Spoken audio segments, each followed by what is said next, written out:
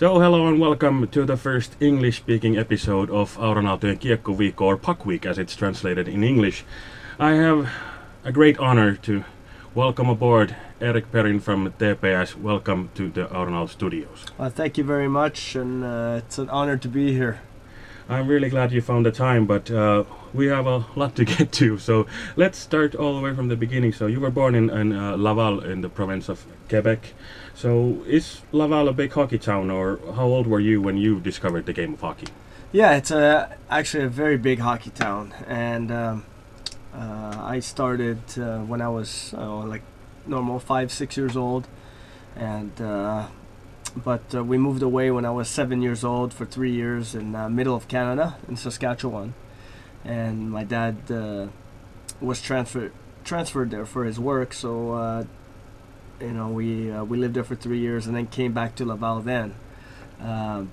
But we had in the old days Mario Lemieux played for a Laval team, and oh, that's right, I actually forgot about that. Yeah, and so we had many players go through Laval, and many players in the NHL from Laval, and so it's a very big hockey town.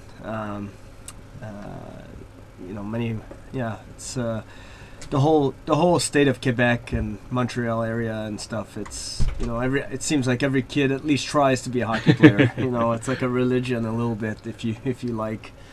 Yeah, definitely. Then you have the whole Quebec Major Junior Hockey League and everything. So you had a team in Laval in QM and JHL. That's right. We that's why we had the Laval Titans at the time when I was coming up, and almost had an opportunity to be drafted there, but I decided to go university road instead of the major junior road. So, but yeah, it was a tough thing because I could have been home and play in front of friends and family. So, but I remember being very, very popular. And people of Laval are very, very passionate about the game of hockey. Well, that's good to know. I was thinking it's a hockey town, but the only thing I've ever seen is the not that lovely documentary of the Chiefs. Oh boy, yeah, that is something else, isn't it? Yeah. I don't know if that's such a good thing to be associated with Laval. Yeah, it's not a very good picture of hockey in my city. No, it's or really hockey in general. It's really not, and it's kind of sad a little bit that they. They don't have a team there anymore, and but actually, there's teams. It's like over the bridge, 5-10 minutes away from Laval. The next city, they put new teams there, and a lot of people go and support those teams, but maybe not in Laval. So, I don't think we want to be associated with that stuff. So about Canadian hockey culture in general, I mean. We are led to believe over here that, which you also said there, that it's sort of a religion. So is it really like that? I mean, all of Canada. You mentioned that you've been in Saskatchewan. I think there's never been a pro team or anything like that in Saskatchewan, or has there been? I don't know. No, there hasn't. There's some junior teams and some junior teams. The Regina. So is it really all over Canada? It is all over. I mean, Saskatchewan has had many. They had Moose Jaw and Regina and Saskatoon and many junior teams, but no NHL teams. While Alberta has 2, and but it's all over Canada. And I remember when I was young, all the kids played, and there's just passion. Everybody playing in the streets, every chance they had, getting together, and from that moment, I remember I was 7 years old when we just arranged hockey games in the back alley, and that carried on through all the way. I don't know what age I kind of stopped at, but anyways, it was all the time.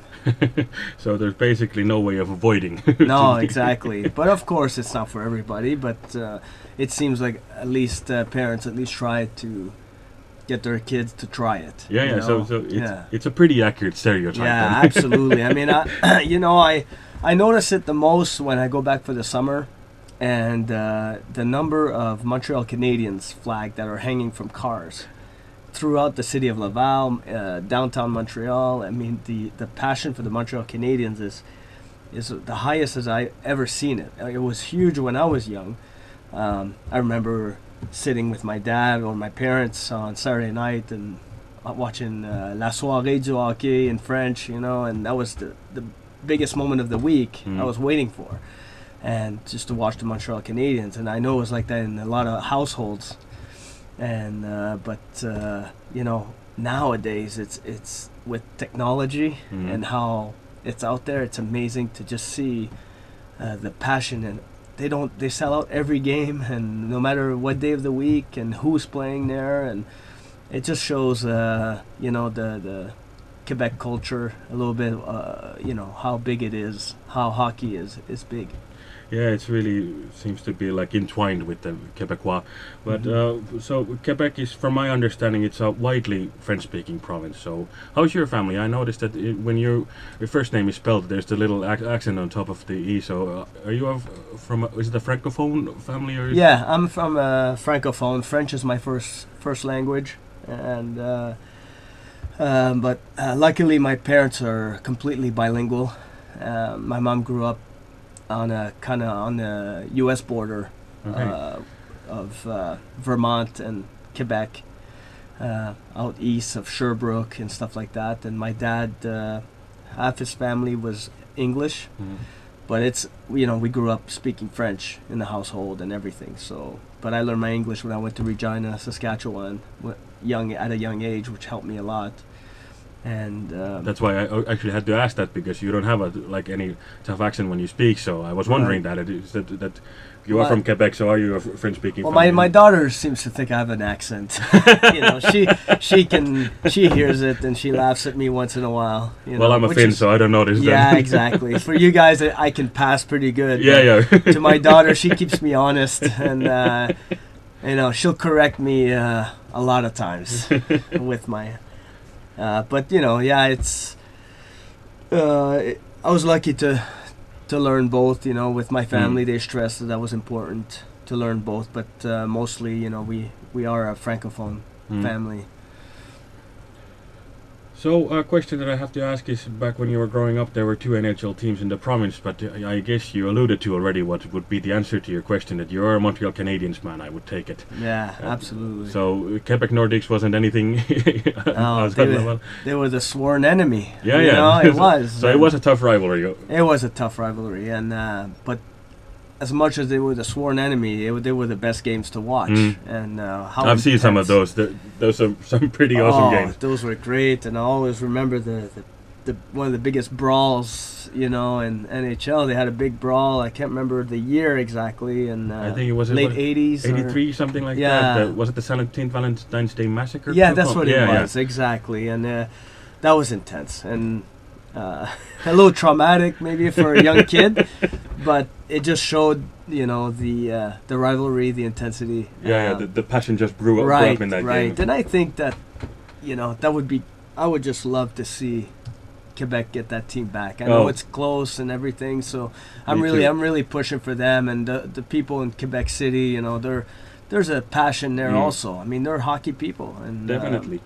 It was a sad thing when they left, but now it seems like they're gonna get a second chance maybe, and things are looking good, and I just wish for it, and it'll be great for the game of hockey also for the NHL. Definitely, I definitely agree on that. And one of the most saddest things I've ever seen is the miniseries from CBC, Hockey: A People's History, when they delve into this, when they took teams out of Winnipeg and Quebec, and the way that the people in Quebec City were feeling. I always fight back the tears when looking at those reactions. Absolutely, I mean, you can I'm glad feel, that Winnipeg got it back, so I'm hoping that we see the Nordics again. That's right, one day. that's right, yeah.